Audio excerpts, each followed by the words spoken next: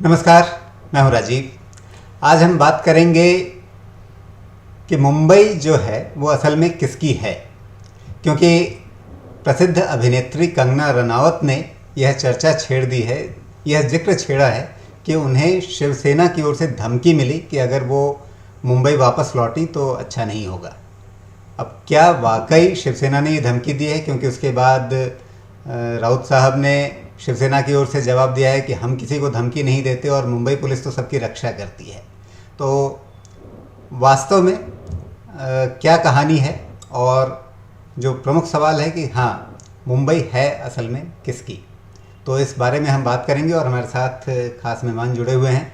आलोक जोशी जी, मुंबई से वरिष्ठ पत्रकार, चैनलों में संपादक की हैसियत से काम कर चुके हैं।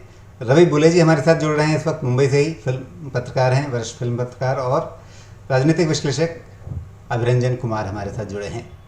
आलोक जी, शुरुआत आपसे करना चाहूँगा मैं। मतलब शिवसेना ने एक तरीके से कंगना के आरोप को नकारा तो है, लेकिन शिवसेना के अतीत को देखते हुए ऐसा लगता है कि एक बार कंगना के आरोप पे भरोसा करना भी चाहिए। आज फिल्म प्रोड्यूसर्स एसोसिएशन, जो प्रोड्यूसर्स गिल्ड ऑफ इंडिया है राजीव, उसने भी एक अपील लगाई है। उन्होंने भी अपनी तरफ से ये अर्जी लगाई है कि जिस अंदाज में टेलीविजन में मामलों की रिपोर्टिंग हो रही है उस पर पाबंदी लगाई जाए या उसको किसी तरह रेगुलेट किया जाए। कल इसी तरह की एक याचिका 8 रिटायर्ड पुलिस अफसरों की तरफ से हाईकोर्ट में आई थी, जिसपे हाईकोर्ट ने एडमिशन कर लिया है। उसका 10 तारीख को सुनवाई की तारीख रखी है। हम भी जो बात अब कर रहे हैं कि कंगना ने ये कहा है और शिवसेना का पिछला रिकॉर्ड देखा जाए, ये भी करीब करीब वैसा ही है कि रिया चक्रवर्ती का पिछला रिकॉर्ड देखा जाए और उसके बाद देखा जाए कि सुशांत सिंह राजपूत के साथ क्या हुआ। तो शिवसेना का रिकॉर्ड क्या रहा है, मैं जब रहा है, ये ध्यान रखिए कि शिवसेना का वो रिकॉर्ड कब का है। मैं अब लगभग 15 साल मुझे यहाँ मुंबई शहर में रहते हुए हो गए। यहाँ काम करता हूँ, नौकरी करके कमाया खाया, एक घर भी खरीद लिया, और अब नौकरी खत्म हो गई है, इसके बावजूद यहाँ हूँ। मुझे इस 15 साल में कभी ये महसूस नहीं हुआ है, ईमानदारी की बात यह है कि यहाँ जिस तरह के प्रचार होते हैं, और वो प्रचार इस बीच भी हुए हैं। हमने बीच में एक बार देखा कि, और हर टेलीविजन चैनल में एक साथ दिख जाता है कि लोग मारकर लोगों को धकेल कर ट्रेन के डिब्बे में घुसा रहे हैं। ये विजुअल बनाने की एक परंपरा देश में हर तरफ चली हुई है, यहाँ भी है, और इसमें कुछ लोग विक्टिम कार्ड भी प्ले करते हैं। तो जहां शिवसेना का रिकॉर्ड देखा जाना चाहिए, जो बिल्कुल देखा जाना चाहिए, जैसा आप कह रहे हैं, शिवसेना मराठी मानुस के नाम पर ही उसने बड़ी राजनीति की है इस प्रदेश में, महाराष्ट्र में, और खास कर मुंबई में। लेकिन फिर जो दूसरी पार्टी है इसमें जो आरोप लगा रही है, उसका भी रिकॉर्ड देखा जाना चाहिए कि वो किस तरह के बयान कब कब किन मौकों पे देती रही हैं, किन लोगों के नजदीक वो आजकल ज्यादा दिखाई देती हैं, और कहीं उनके बयान का उन पार्टियों से कोई संबंध तो नहीं है जिनके बयान वो दे रही। जी आलोक जी, क्या आपकी बात को खुल करके ये कहा जाए कि आप कह रहे हैं कि कंगना रनावत भाजपा के कहने पर शिवसेना के खिलाफ इस तरह के बयान दे रही हैं? मैं ये नहीं कह रहा हूं साफ साफ, मैं ये कह रहा हूं कि कंगना रनौत जो बयान दे रही हैं वो प्रकारांतर से भारतीय जनता पार्टी के पक्ष को मजबूत कर रही हैं। और अभी अगर, और ये सवाल मैं इस पर ही नहीं कर, मैं सुशांत सिंह राजपूत मामले पे भी पूछ रहा हूं, अगर यहाँ शिवसेना और भारतीय जनता पार्टी की सरकार होती, जो कि इससे पहले थी, क्या तब सुशांत सिंह राजपूत पर जो टेलीविजन एंकर मुंह से झाग निकाल निकाल कर एंकरिंग कर रहे हैं इस वक्त, वो इसी अंदाज में कर रहे होते? मुझे लगता है नहीं कर रहे होते। इसका अर्थ है कि कहीं कोई अदृश्य शक्ति है जो चीजों को चला रही है। और इसमें कई बार एक more loyal than the king उदाहरण है कि ऊपर वाले ने शायद नहीं कहा है, लेकिन मुझे लगता है कि ऐसा करने से हमारे मालिक का हित सधेगा, या जिसके हम समर्थक हैं वो खुश होगा, तो हम खुद अपने मन से करने लगते हैं। और इसमें हमारे खुद के, और खास तौर पर जब आप शो बिजनेस में हैं, तो अपने खुद के लाइमलाइट में आने का भी कोई मौका क्यों छोड़ा जाए।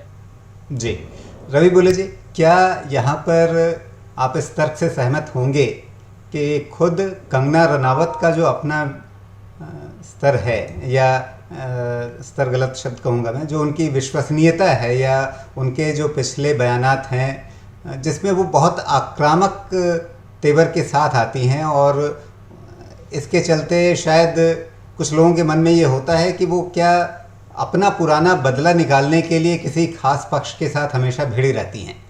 तो क्या कंगना रनावत के बयान को आप फेस वैल्यू पर लेना चाहेंगे या उनके पर्सपेक्टिव में, उनके अतीत के पर्सपेक्टिव में लेना चाहेंगे? तो जैसे कि आपने कहा कि क्या इसको कंगना के फेस वैल्यू पर या जो वो उनके जो हिस्ट्री है सिनेमा में जो भी जितना वो काम करती रही हैं, जो उनके स्टेटमेंट्स आते रहे हैं, तो निश्चित रूप से इसको देखना चाहिए। क्योंकि कंगना खुद जो है पिछले दिनों एक टेलीविजन इंटरव्यू जो उन्होंने दिया तो उसमें उन्होंने कहा है कि मैं बदला लूंगी और मैं बदला क्यों ना लूं, मेरे साथ जो चीजें हुई हैं इस फिल्म में, जिनको भी वो अपना दुश्मन मान रही हैं इस इंडस्ट्री में, तो वो निश्चित रूप से वो जितनी भी गतिविधियां कर रही हैं, जो बातें वो कह रही हैं, वो इसी तरह से वो खुद को एक विक्टिम की तरह पेश करती हुई लगातार ये कह रहे हैं कि हाँ मुझे बदला लेना चाहिए। उन्होंने ही कहा कि अगर मैं इस दौर में अगर मुंबई में होती, जो कुछ भी सुशांत की मौत के बाद में हो रहा है, तो उनका कि शायद मैं उन परिस्थितियों में वहां पर होती और इस तरह की बातें कहती, बयान देती, तो ये लोग मुझे मार के टांग देते। ऐसी ही कुछ बात उन्होंने कही है। तो निश्चित रूप से कंगना की जो भी इमेज इस समय है वो एक तरीके से वो विक्टिम के रूप में लगातार अपने आप को पेश करती रही। उनके साथ जो भी कंट्रोवर्सीज जुड़ती रही हैं वो लगातार अपने आप को विक्टिम की तरह पेश करती रही। उन्होंने अपने आप को एक कलाकार के तौर पर बहुत कम पेश किया है। पर्दे पर जो उनका जीवन है, पर्दे पर वो जो फिल्में करती आई हैं, उसमें भले ही वो बतौर कलाकार दिखे, लेकिन उसके बाद वो ऑफ स्क्रीन जब हैं तो आपको आर्टिस्ट की तरह नहीं दिखती हैं। वो वहां पर वो हमेशा लड़ती झगड़ती, कंट्रोवर्सी खड़ी करती हुई दिखती है। मुझे लगता है शायद उनकी स्ट्रेटेजी है, क्योंकि बॉलीवुड में कोई भी पब्लिसिटी बुरी नहीं होती है, तो एक स्ट्रेटेजी है। तो इसीलिए जब वो पॉलिटिकल बयान भी देती हैं तो निश्चित रूप से मुझे लगता है कि ये उनकी स्ट्रेटेजी के तहत है। अब वो किसी के कहने पर दे रही हैं या किसी के को सपोर्ट करने के लिए दे रही है, वो सारा विषय अलग है। तो कंगना पूरी तरह से एक पॉलिटिकल पर्सन की तरह हमारे सामने आती है, आर्टिस्ट की तरह तो नहीं आती। जी अभिरंजन, क्या मामला सिर्फ ये है कि कंगना को प्रचार चाहिए, प्रसिद्धि चाहिए? प्रसिद्धि तो खैर उन्हें मिली हुई है, लेकिन एक फिल्मी कलाकार को हर वक्त खबरों में बना रहना या प्रचार के केंद्र में बने रहना ज़रूरी होता है। तो ये सिर्फ पब्लिसिटी स्टंट है या फिर बॉलीवुड में एक स्थापित नैरेटिव है और कुछ स्थापित मठ हैं, या कह लीजिए कि कुछ स्थापित ऐसे बड़े नाम हैं कि जिनके साथ चल करके या जिनके इशारों पे अगर आप नहीं रहेंगे तो फिर आपको इंडस्ट्री में स्वीकार नहीं किया जाएगा और हर समय इंडस्ट्री से आपको बाहर करने की कोशिश की जाएगी।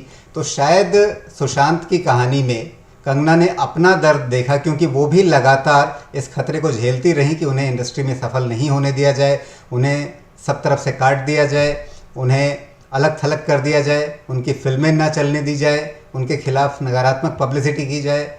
तो ये सारा प्रहार झेलने वाली अकेले अपने दम पर पूरे बॉलीवुड माफिया, जिसको कई लोग बॉलीवुड माफिया कह रहे हैं, उस बॉलीवुड माफिया से अकेले टकराने वाली एक साहसी महिला जब कुछ बोलती है तो क्या उसे सिर्फ पब्लिसिटी स्टंट के रूप में लिया जाए?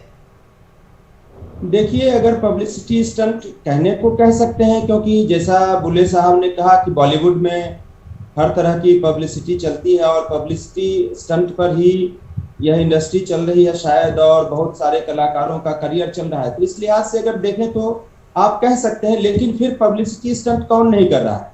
दीपिका पादुकोण जब चली जाती हैं जेएनयू तो वो भी कर रही हैं, जब जावेद अख्तर एक बयान देते हैं पॉलिटिकल तो वो भी पब्लिसिटी स्टंट कर रहे हैं, फिर तो आमिर खान एक पॉलिटिकल बयान देते हैं वो भी पब्लिसिटी स्टंट कर रहे हैं, नसीरुद्दीन शाह एक पॉलिटिकल स्टेटमेंट देते हैं तो वो भी, सैफ अली खान पब्लिसिटी स्टंट कर रहे हैं क्योंकि वो भी कई तरह के पॉलिटिकल स्टेटमेंट्स देते रहे हैं जो देश की के विचारों को और देश की आत्मा को हिलकोरने का काम करते हैं, एक वैचारिक प्रक्रिया को मथने का काम करते हैं। तो फिर तो ये सारे पब्लिसिटी स्टंट में है।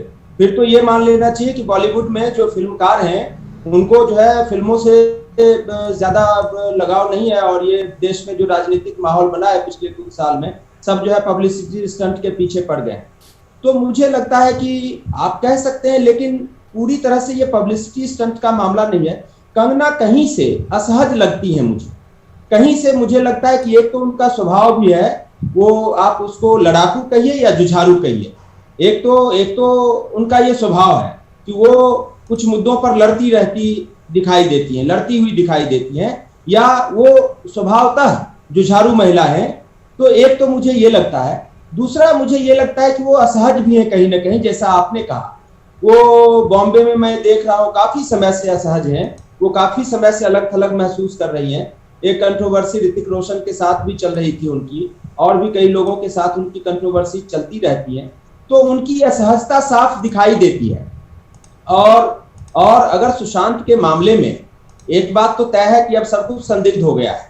ठीक है कि मीडिया का रोल जो है उस पर चर्चा की जा सकती है, राजनीतिक दलों के रोल पर चर्चा हो सकती है, मुंबई पुलिस के रोल पर, बिहार पुलिस के रोल पर, सबके रोल पर चर्चा हो सकती है। लेकिन एक बात तो तय है कि सुशांत की जो मौत का मामला है अब वो बहुत संदिग्ध हो गया है। देश की जनता भी मानने लगी है कि हत्या और आत्महत्या के बीच कोई भी चीज हो सकती है। हत्या भी हो सकती है, आत्महत्या भी हो सकती है। आत्महत्या के लिए उकसाने का मामला, यानी हत्या और आत्महत्या के बीच का भी मामला हो सकता है। तो कुछ भी हो सकता है। अब ऐसी परिस्थिति में जब सब कुछ संदिग्ध लग रहा है, तो क्या सारे लोग अपनी जुबान को सिलकर बैठ जाएं, कोई विरोध न करें, प्रतिरोध न करें, सवाल न उठाएं? तो फिर सवाल है कि लोकतंत्र कहाँ है?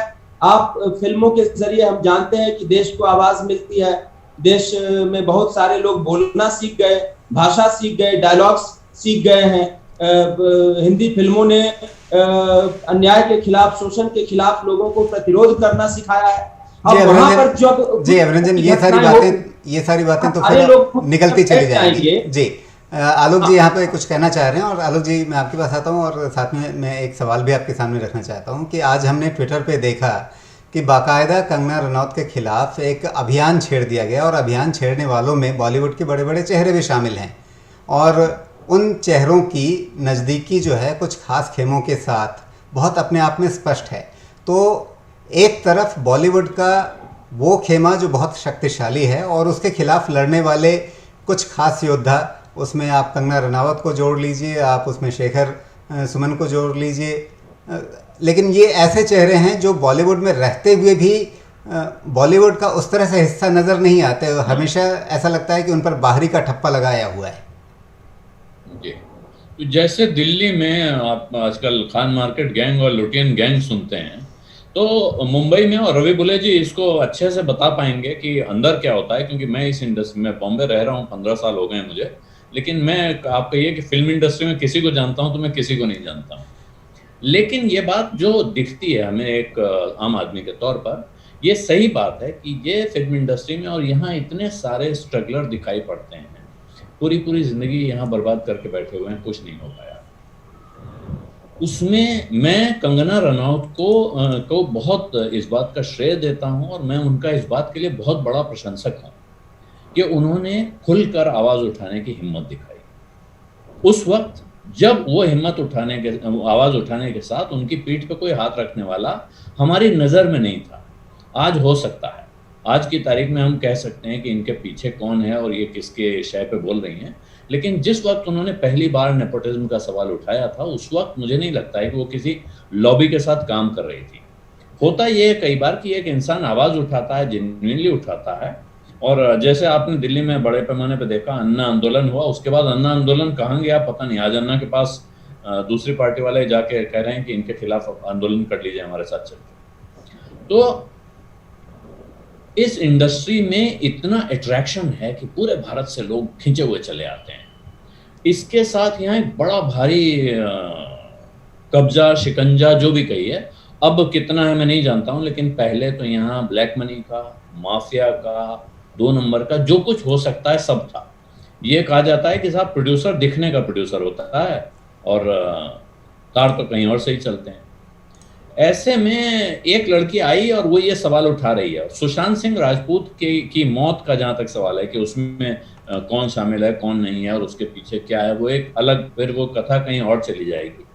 जिस अंदाज में टेलीविजन में जांच हो रही है, कल का वीडियो आप देख रहे हैं, मतलब शर्म आती है देखकर। अपने को, हम पत्रकार रहे 30 साल, ये सोचते हुए बुरा लगता है कि आप किसी के घर में घुसकर उसके दरवाजे में माइक घुसाई दे रहे हैं, और अंदर से आखिर में वो आपको माँ बहन की गाली देता हुआ निकलता है, उसके बाप जो पकड़ा गया लड़का।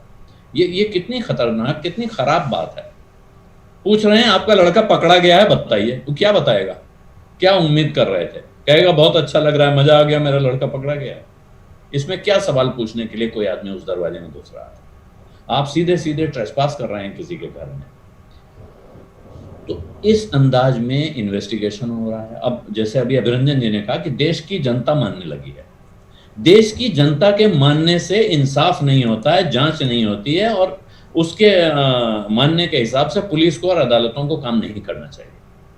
पुलिस को और अदालतों को सबूत और साक्ष्य देखने चाहिए, गवाहों की बात सुननी चाहिए। अगर कोई गवाह है, कोई सबूत है, तो वो सामने आना चाहिए। इसमें मुंबई पुलिस ने बड़ा कोई अपराध किया, अब तो सीबीआई जांच कर रही है, सुप्रीम कोर्ट उसकी अपने उसमें ले चुका है, कॉग्निजेंस ले चुका है। वो कहानी अलग रखें। कंगना रनौत आई और उन्होंने सुशांत सिंह के पक्ष में आवाज उठाई, इसमें भी कोई समस्या नहीं थी। लेकिन एक तरफ इसमें सुशांत का परिवार है, वो अपना एक कथा चला रहा है। बिहार की सरकार है जो बिहारी बनाम मराठी की स्टोरी चला रही है। अब कंगना ने भी उसमें कह दिया कि ऐसा लगता है जैसे कि पीओके जाना है। ये बहुत छिछली बात है। मेरा मानना है कि यह समझदारी की बात नहीं है कि आप मुंबई आना है, इसको आप पाकिस्तान ऑक्यूपाइड कश्मीर जाने से इसकी तुलना कर रहे हैं। इसका अर्थ है कि आपको इस बात का अंदाजा नहीं है कि पीओके क्या चीज है, पीओके जाना क्या होता है। और आप जिस मुंबई शहर में पिछले कई वर्षों से रहकर अपना करियर बना लिया है, आपने चला रही हैं, वहां आज किसकी सरकार है? सिर्फ इससे इस बात पे आप टिप्पणी करने लगेंगे कि यह शहर कैसा है। मेरे ख्याल से यहाँ समस्या की जड़ है और ये हमको देखना चाहिए।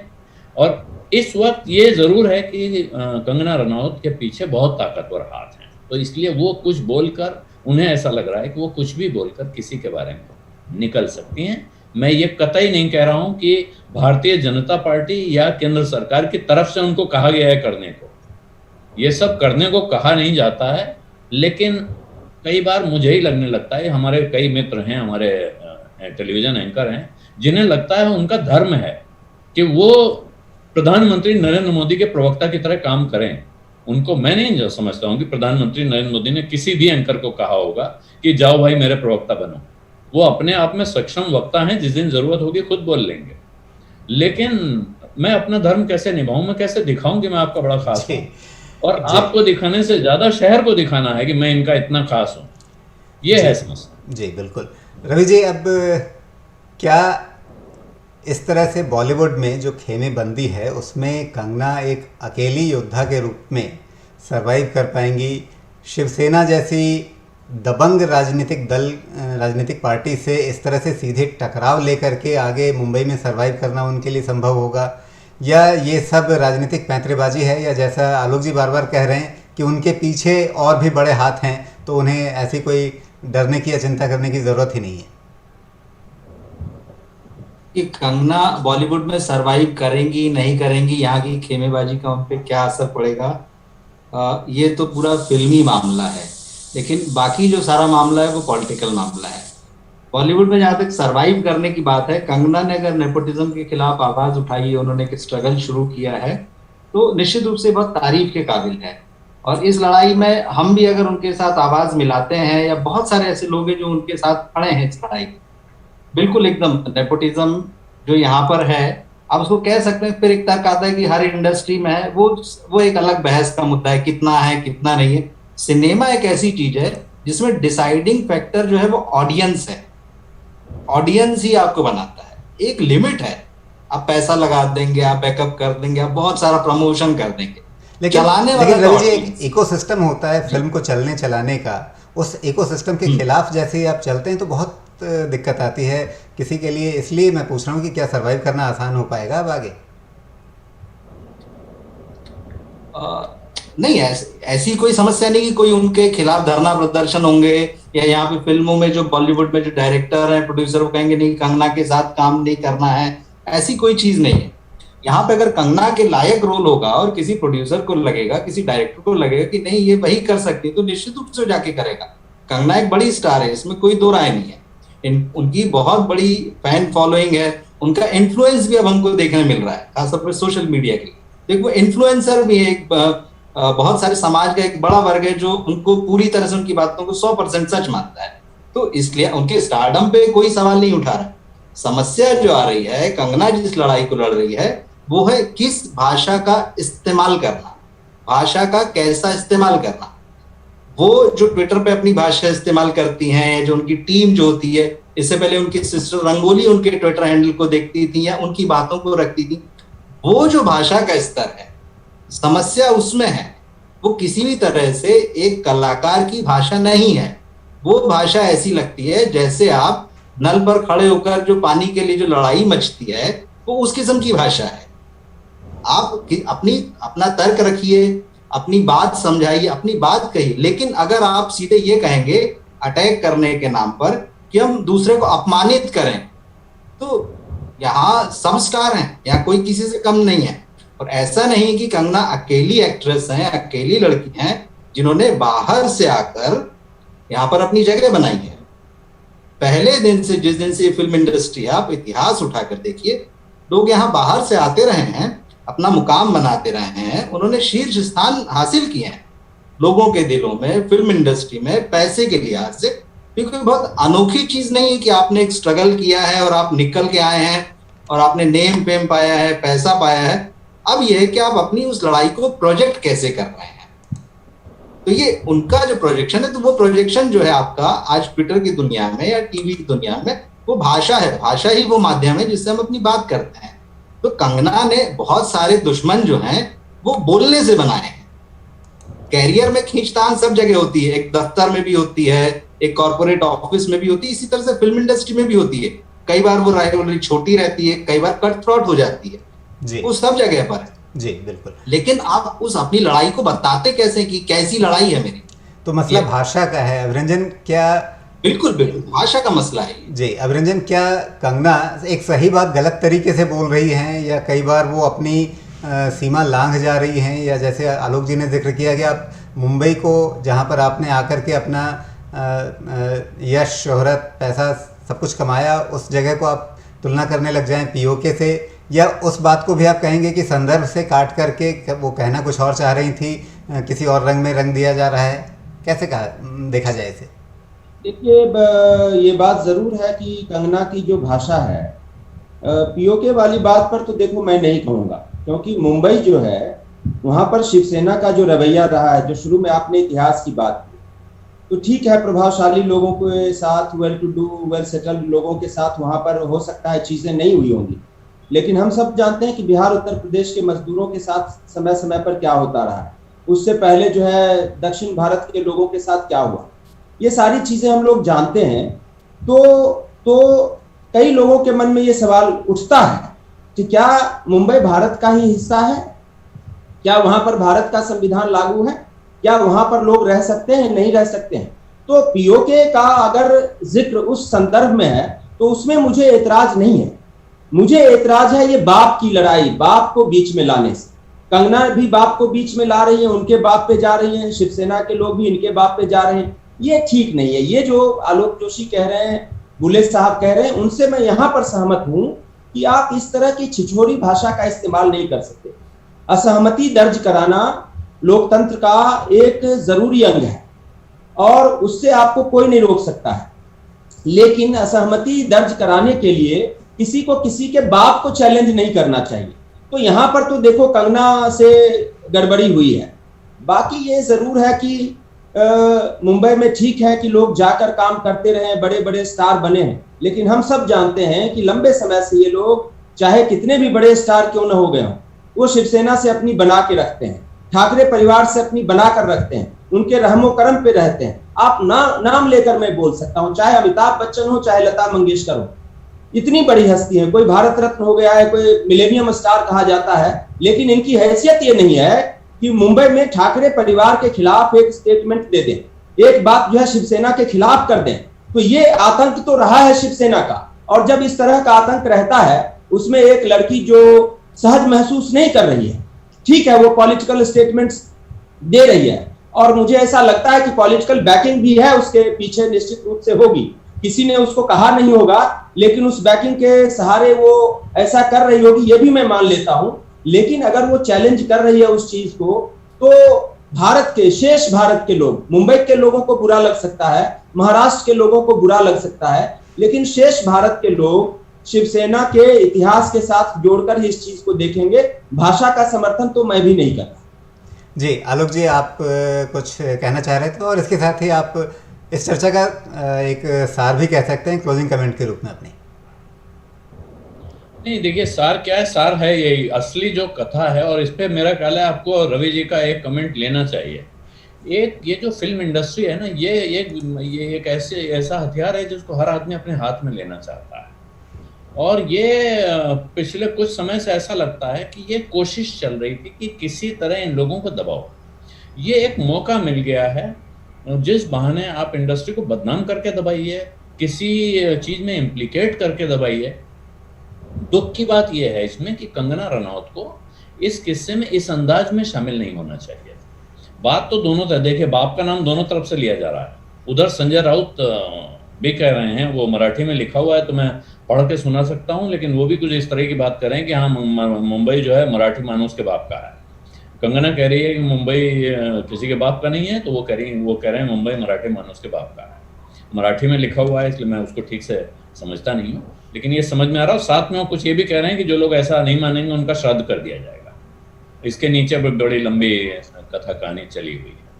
लेकिन ये फिल्म इंडस्ट्री जो टिंसल टाउन कहते हैं या माया नगरी है, इसको लेकर एक इच्छा हर एक के मन में रहती है। हमने उत्तर प्रदेश में देखा है कि उत्तर प्रदेश की एक पार्टी लगातार वर्षों फिल्म स्टारों के भरोसे चलती रही कि वो नेताजी के गांव में बॉलीवुड से ले जाके बड़े बड़े लोगों को वो नचाते थे। इस नाम पर वो नेताजी चलते रहे जो अभी स्वर्गीय हो गए हैं, लेकिन वो मुलायम सिंह यादव के सबसे करीबी सलाहकार थे। और वो जिन लोगों के नाम अभी अभिरंजन जी ने लिए कि इन्होंने ठाकरे परिवार के खिलाफ एक लाइन नहीं बोली कभी, ये लोग क्या नरेंद्र मोदी के खिलाफ एक लाइन बोलते हैं? इन्होंने और किसी के खिलाफ एक लाइन बोली है? सिर्फ एक मामला छोड़कर, जहां की एक पारिवारिक झगड़ा टाइप का हो गया था, गांधी परिवार से अमिताभ बच्चन के मतभेद हो गए थे, वहां भी मैंने सुना नहीं है उनको कोई बयान देते हुए। वो अलग हो गए, उन्होंने पॉलिटिक्स से अलग। तो इसलिए ये एक बिरादरी ऐसी होती है जो हर एक की हाँ में हाँ मिलाती है, जो सत्ता में होगा उसकी हाँ में हाँ मिला लेंगे।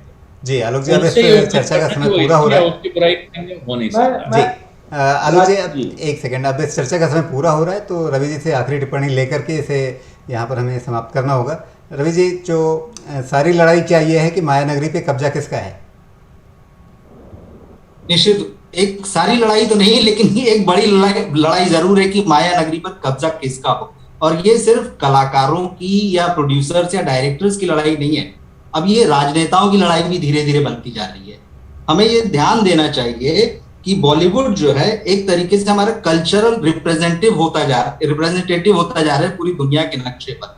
पहले के दौर में हम देखते थे कल्चरल प्रोग्राम्स, हमारे कल्चरल आर्टिस्ट जाते थे, अब बॉलीवुड उसको रिप्रेजेंट करता है। तो जब बॉलीवुड उसको रिप्रेजेंट करता है तो धीरे धीरे एक तरीके से वो पॉलिटिकल टूल बनता जा रहा है। हर राजनीतिक पार्टी जो है वहां पर अपने आदमी चाहती है, वहां पर अपना प्रभाव चाहती है।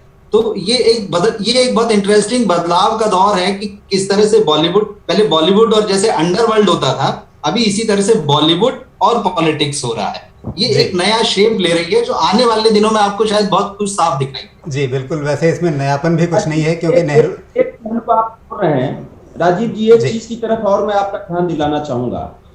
मुझे लगता है कि संजय राउत जो कह रहे हैं वो भी उतना आपत्तिजनक नहीं है, और कंगना रनौत जो कह रही है वो भी उतना आपत्तिजनक नहीं है।